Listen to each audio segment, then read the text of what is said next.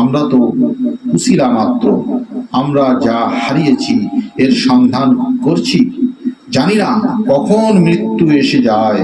যদি এ নিঃস্ব অবস্থায় মৃত্যু এসে যায় তাহলে বড় বেশি ক্ষতি হয়ে যাবে।